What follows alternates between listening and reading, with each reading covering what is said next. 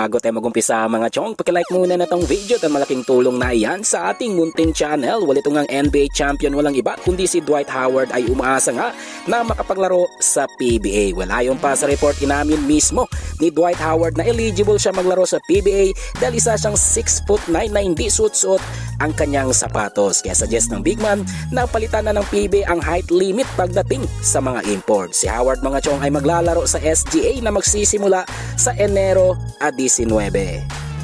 Ibang balita, punta naman tayo kay Coach Chito Victorero na walang pakialam kapag lumagapak sila sa number 2 spot ng PBA team standings. Well, ayon pa kay Coach Chito Victorero, bonus na lang para sa kanila kapag nanatili sila sa number 1 spot dahil ang tunay na labanan naman ay sa quarterfinals kung saan hawak-hawak nila ang twice to beat advantage. Sugut lang na lamang sa performance ng Magnolia pagdating ng quarterfinals. Well, panghuli sa ating balita mga chong, patungkol naman kay Mikey Williams na hindi na makakapaglaro sa SGA para sa Dubai Invitational Championship. Well, ayon pa sa report namin mismo ni head coach Charles June, napayag si Williams sa agreement ng SGA sa kanya, pero ang problema ay hindi ito nabigyan ng clearance to play ng TNT Tropang Giga. Kaya suggest na mga fans dapat maging humble na lamang itong si Williams at tanggapin ang offer na 420,000 pesos na monthly salary dahil kung hindi, baka sa kangkungan siya pupulutin. Well mga chong, nandito na lang ang ating balitang PBA at syempre huwag kalimutan mag-subscribe at i-like itong video